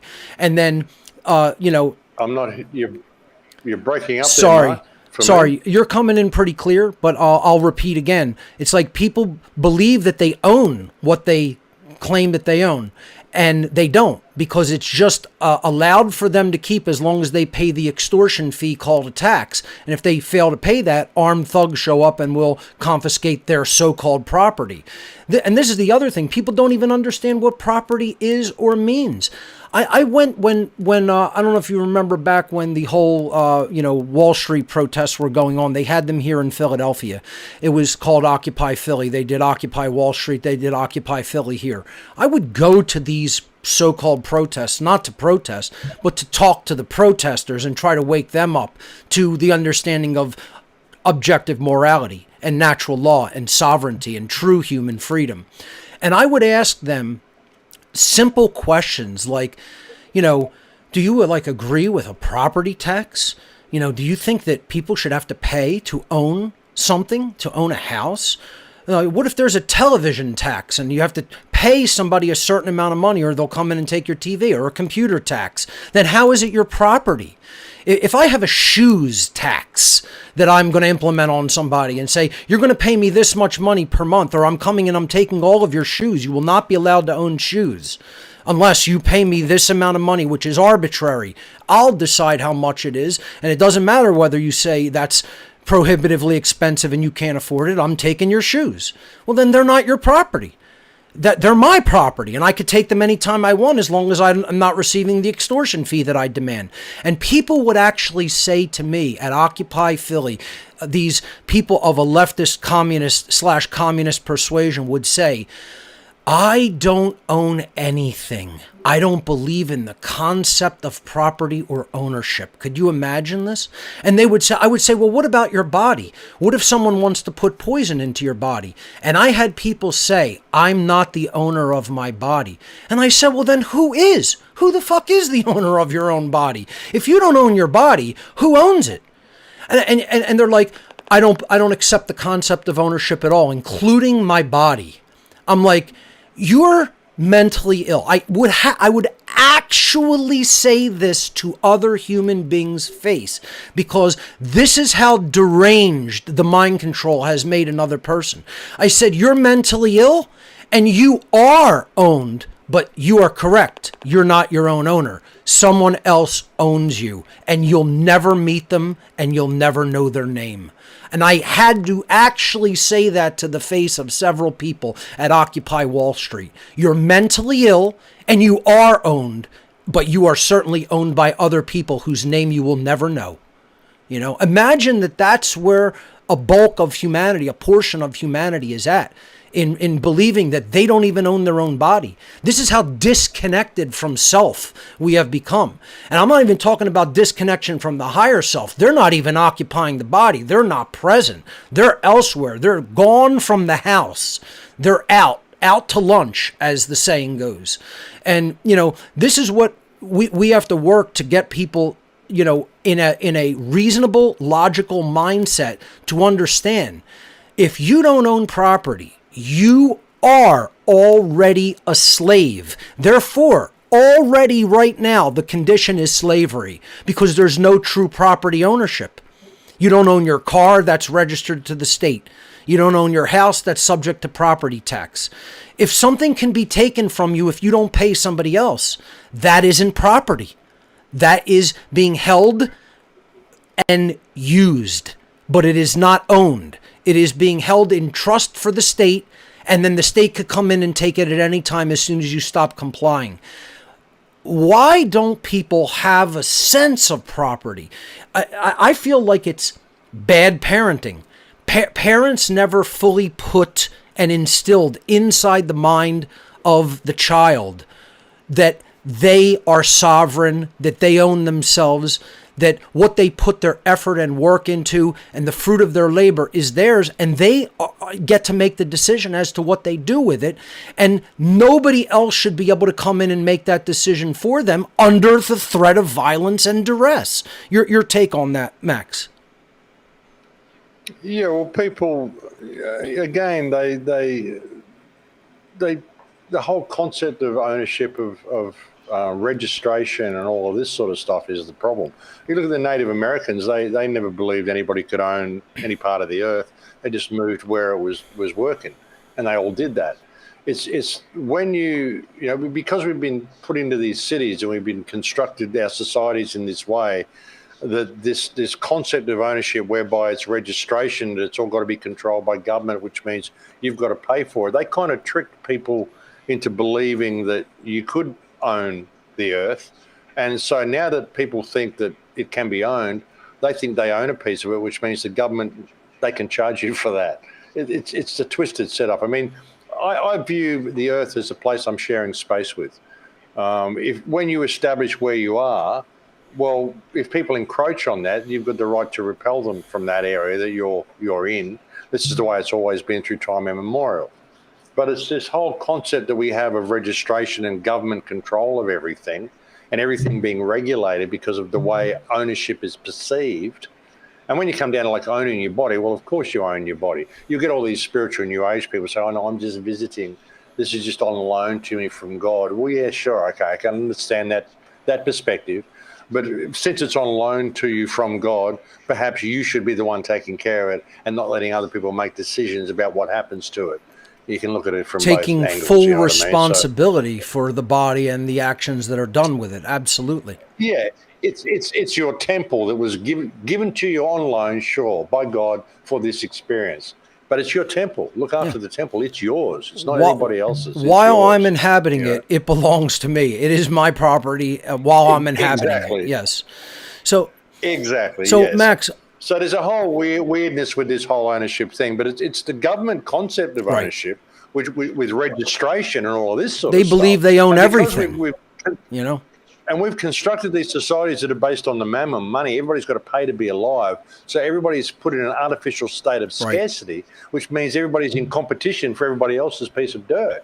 The whole thing's been contrived. It was never supposed to be that way, you know? We've lost the idea of cooperation with each other, and we're put into this idea that everyone must compete with everybody else in this dog-eat-dog situation. And that's really the mindset of what Satanism is, which what I've been trying to explain to people. That's the religion that just about everybody on this planet, with few exceptions, have been inculcated into from the time that they were young. They've been taught a satanic worldview. They've been given a satanic mindset, and that's what makes them easy to rule. They can't be ruled unless they're actually in that satanic mindset. Yeah, it's psychopathy. The thing is, like with the corporate system, there's an old movie that came out back in the 90s, I think, called The Corporation. You probably saw it, where they put a corporation on a psychiatric couch and they labeled it a psychopath. When you've got a psychopath who's in control of a company or in control of a government or in control of any organization, the morality of the psychopath becomes the morality of the organization he controls. And that organization will search for that little spark of sociopathy, that little spark of darkness, that little spark of psychopathy that exists in almost everybody, and it will nurture that, and it will elevate that person to a position of power in the system. So you've got people working within psychopathic parameters simply because they're working to pay to be alive. And most people, like, they're working to their means. They think, well, I've got a job here. It's going to cost me $500 a week to live in this place. So I get this job. It's paying me a certain amount. I need a car to go there to the work. So I'm spending all of my money I'm making on the renting the home and on running the car in order to get to the job, to come back to the home that I'm paying to rent that I'm never at. You know what I mean? Like, it's crazy. So we're just caught up in this whole thing of scarcity, just so we can maybe skim enough off the top to be able to go and buy food to eat, you know? It's crazy. Look at the justification. It's purely psychopathic, the whole thing. Look at the justifications that people will make to continue to support these psychopathic, vile, evil, and violent institutions. They'll make all these justifications. I have to do it to feed my family. Well, didn't the Nazis say, I need to go to work at the work camps to feed my family? Then they say, we're going to have to do these executions today because that's what pays the bills for me and my family. They were just as immoral. Like, we're just as immoral today, except it hasn't gone as hot, violent, just about, that it was in World War II, pre-World War II, and then after World War II in the Soviet situation of the communists in Russia. But look at all of the people who did these vile, evil things and complied with evil in the past, whether we're talking about the Red Chinese, whether we're talking about Mao Zedong, whether we're talking about the German Nazi Reich, whether we're talking about the Bolshevik Revolution or Stalinist communism, etc. Doesn't matter what evil regime we're talking about. It was filled and comprised of people who all made the same justification. This is what I have to do to feed my own family. This is what I am going to do to receive money so that I can live comfortably and so that the people that I care about in my immediate family can live comfortably. There is no justification or excuse. If it doesn't matter what your intent is. This is the thing that I hear over and over and over again. People say to me, well, what about the person who swept up in a work camp? Or what about the person who is the bagman of the mafia? Right? All he does is take a briefcase of money and go to another headquarters. He takes it from one headquarters to the other to make a payoff. Right? People don't understand. It doesn't matter how low level you are in the organization. You could be a 5-star, general or admiral, all the way down to working clerical. It doesn't make a difference if you're pushing paperwork. You're helping the evil, and your intent is it's virtually meaningless. I'm not going to say intent is absolute meaningless. You can say there's a consideration, well, this is why this individual believes this. But it doesn't excuse the immoral behavior, and it doesn't excuse the complicity in the evil. It's just a justification for it. It's trying to turn it into a right. That's what justification means. It's something that attempts to turn a wrong into a right when that cannot actually be done. It does not matter what level of the hierarchy of power anybody is involved in. If you are working in a clerical capacity, meaning pushing paperwork, you are helping evil. If you're the bagman of a mafia, you're involved in helping the mafia get what they're doing done. If you are a person who is just doing their job in a hospital, and what's being done in the hospital are acts of eugenics, you are complicit. If you were one of the Germans sweeping up in a work camp or in a concentration camp, you are complicit. And this is what people have a hard time with. They want to make excuses for people and let them off easy, when what needs to be said to people is your intent and why you did it is not what creation is going to examine and look at. All it's going to look at is the behavior. It's not going to care why you did it. It's not. People confuse law in creation with this very human-like, anthropomorphized feeling thing, when what it is it's unwavering law. Gravity doesn't suddenly suspend itself in the universe because a 2-year-old toddler walks over the edge of a high cliff, of a 3,000-foot cliff, and goes splat. It continues to work the way it always works, unwaveringly and perfectly, and it allows the toddler to go splat because it can't put personal care into the situation and suddenly suspend the law just because a bad event is going to happen as a result of the law being in effect. So this is what people have to get out of their mind. Natural law doesn't work like me and you having a conversation and going, well, I normally will not be at this place on Saturday morning, and you're arriving then, and I can't ever make an exception. Well, I can make an exception to what I'm doing. I could cancel my plans. I can go there and let you in on Saturday morning. Human beings can make exceptions with each other for things that they need to do and get done. Natural law doesn't do that. There are no exceptions. It's rigidly, impersonally locked in absolutism. And that's what the ego has the hardest time with. The ego says, no, that can never be. That can't be because I don't want to think of anything as that cold and impersonal.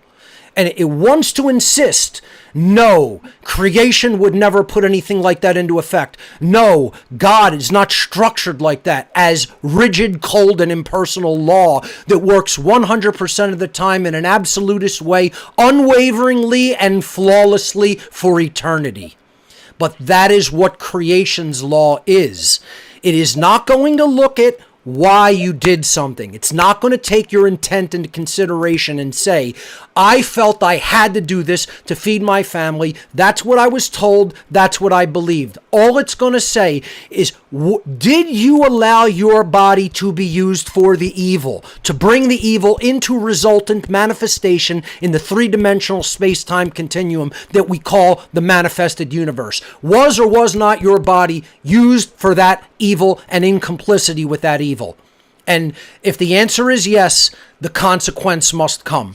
We can still choose to do that through whatever bullshit reasoning we have in our brain, whatever justification, whatever bullshit lie we want to tell ourselves.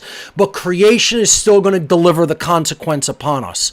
We can make that choice. We can break law, but we cannot escape the consequence of breaking it. And this is what the hard-headed and thick-headed among us still do not understand. And I feel that is what is our ultimate great work, is to get that through the thick-skulled among us and get them to realize moral law is an absolute. Moral law is objective. It is not a impersonal force. It's an impersonal force in place in creation, just like gravity, just like electromagnetism, etc.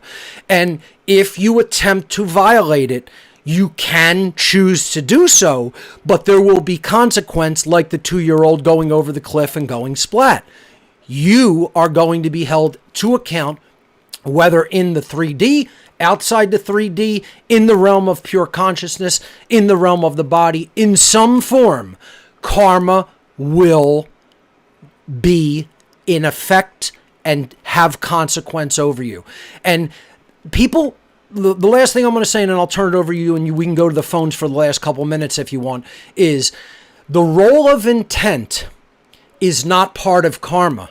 People believe that this plays a big role in karma, but all you need to do is go back to the Sanskrit word.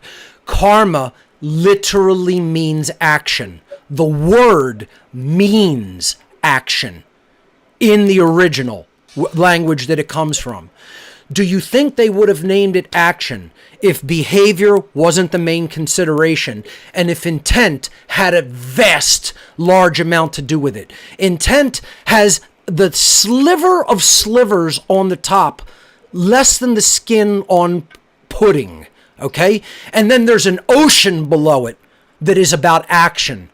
Forget the intent. The intent is not what is creating the consequence. The action is. That's why we have to learn objective morality, align our behavior to it, teach it to others, and help them align their behavior to it as well. Max, your take on, what I just said there about karma and natural law. Oh, absolutely. Absolutely. Action is the goal. Action is the key. You might intend whatever, but if you put something in motion and it causes harm or damage, well, that's what counts. Doesn't matter what your intention is at all. You might intend for all sorts of funny things. Doesn't matter.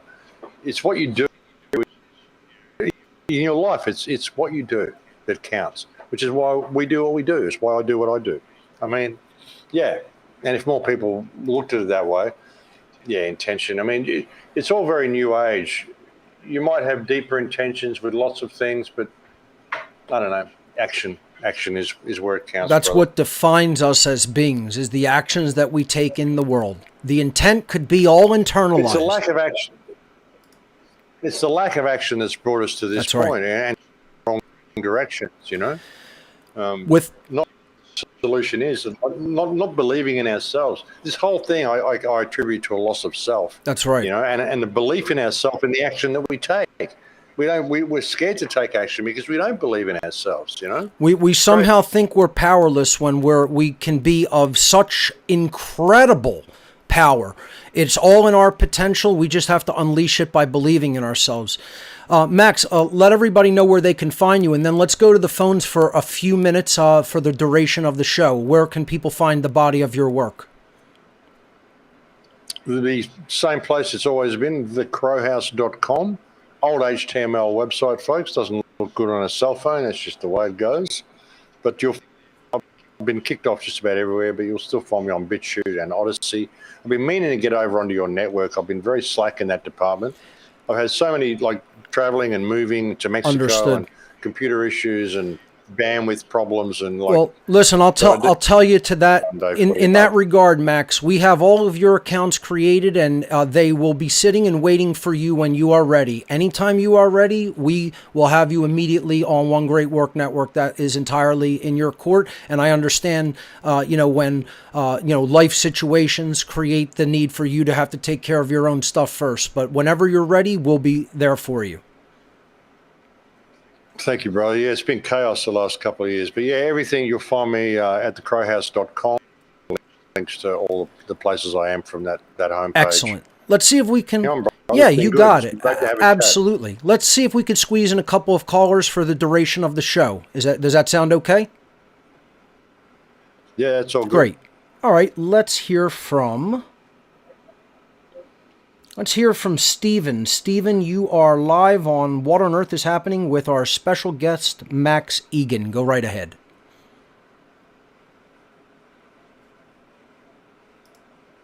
Steven, you have to unmute yourself with the large microphone icon at the bottom of the Telegram call window. Give it another shot. If you're having problems, I'll move on to someone else. All right, let's hear from Laura. Laura, go right ahead. Unmute yourself with the mic icon. It looks like people are having some problems. Let's try D. D, you're live on What on Earth is Happening. Go right ahead.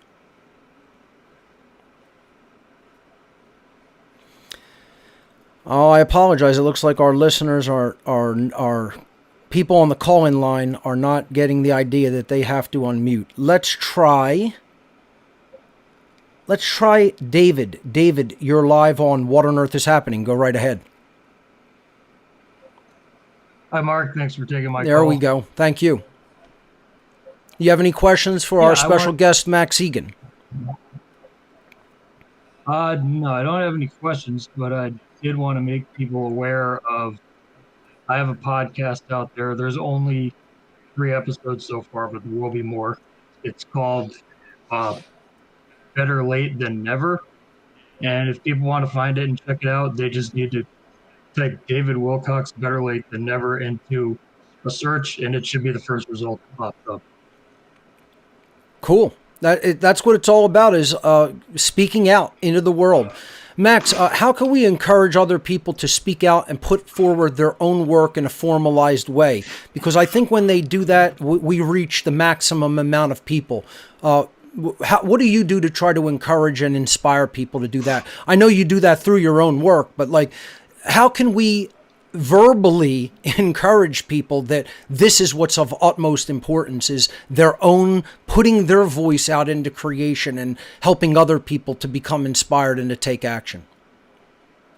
By helping them remember who and what they are, brother, like I've been saying for so long. That's the key. That's just why I always try to tell them that I'm a nobody. I'm a social misfit. You don't have to be somebody special. I've reached millions and millions of people just by putting my voice out there, and you can do the same. Everybody can. Like I said, that spark of an idea from the mind of a single individual, that's where it all began. That could be you. Why are you selling yourself short? Don't you have good ideas sometimes? I mean, what if you just mention one of them to someone? Doesn't matter that you've been taught to feel bad about yourself and not believe in yourself. I mean, haven't you watched any of these? Like, look at Finding Nemo or whatever. Look at any kids movie. They'll tell you about this stuff, this mentality.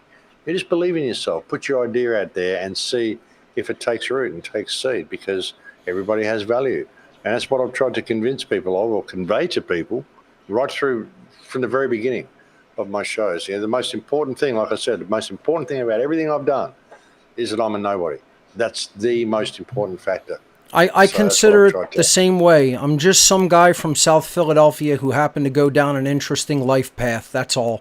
Everybody has similar potential. It's just you got to work it. You got to work at it. Exactly. Yep. So don't sell yourself short, folks. Just put your idea out there. You might say that one sentence that everybody needs to hear. That's right. Just do it. You got to be prepared to speak for it to come out, though. So believe in yourself. So thank you to our caller David for starting his own work through that podcast. Good luck with that, David. Let's hear from Stacy. Stacy, you are live on What on Earth is Happening with my special guest today, Max Egan of thecrowhouse.com. Go ahead and unmute yourself.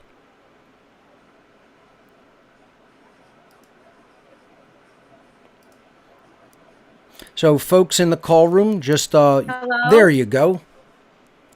Welcome. Hi, I just want to say I'm a nobody here from Missouri. I would love I would love to get down there and meet you guys one of these days in Acapulco. I do follow you, Max. I follow you and David. You guys are David Ike and Jeff. Love him. Love Lucy. Got Chihuahuas myself. I just want to say thank you. Thank you. Your work is amazing, and you do touch so many people's lives that you're probably not even aware of. Oh, thank you, just Stacey. from my part to yours, thank you so much. Thank you. That's really kind of you to come and say that. And it's really, really encouraging to know the work helps people and that you feel empowered from it. And yeah, come down to Acapulco. It's great. It's a really good place to be. I've actually got my own little space here now. I actually fell into my lap. I've taken over a little music lounge. Like, it's a little bar and music lounge where you can come and play. You got to get down here, Mark. Got to come and have a jam in the lounge, brother.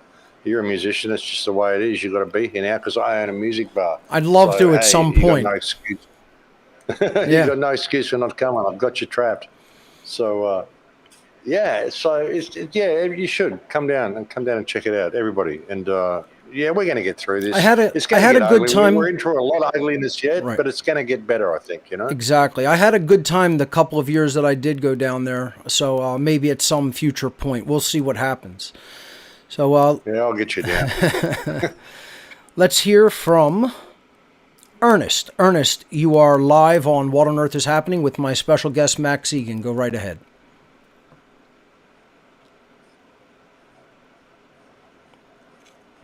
So for everybody in the call-in room, just to reiterate, you roll your mouse over the video window in the call, and then you unmute yourself with the large blue microphone.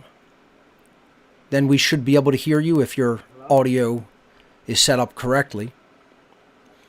It looks like Ernest is struggling. Let's move on to Rebecca. Rebecca, you are live on What on Earth is Happening. Welcome.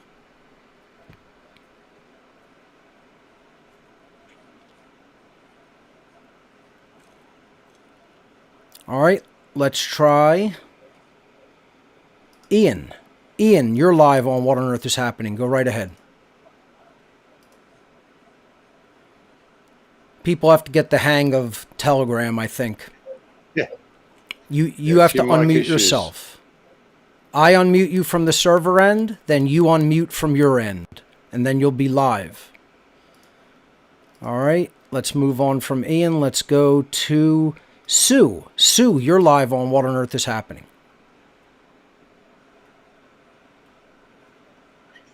There you go. Now, can you hear me? Yes, you're coming in a little bit hot. Just back off your microphone a tiny bit. Is that Yes, better? better. I love you. I was leaning right close to the laptop.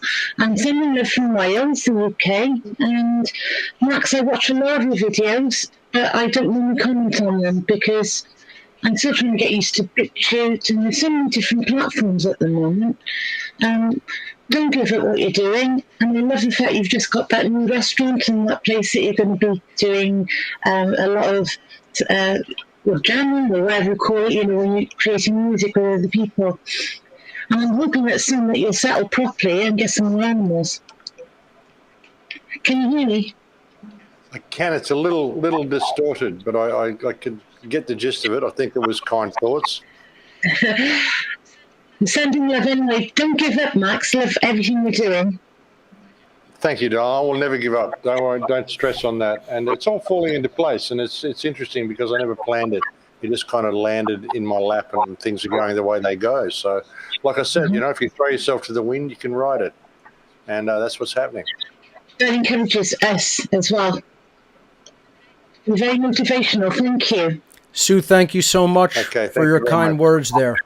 Much appreciated. Thank you, Max. You got it. Thank you. Ladies and gentlemen, that's all the time we have for this episode of What on Earth is Happening. Thank you to my very special guest, Max Egan of thecrowhouse.com. Check him out and please say hi to him out in Acapulco at Anarchapulco 2023 Resist. Coming at you February 6th through 10th. Do check it out. We'll see you right here next week, ladies and gentlemen. Remember, government is slavery. Thanks for watching.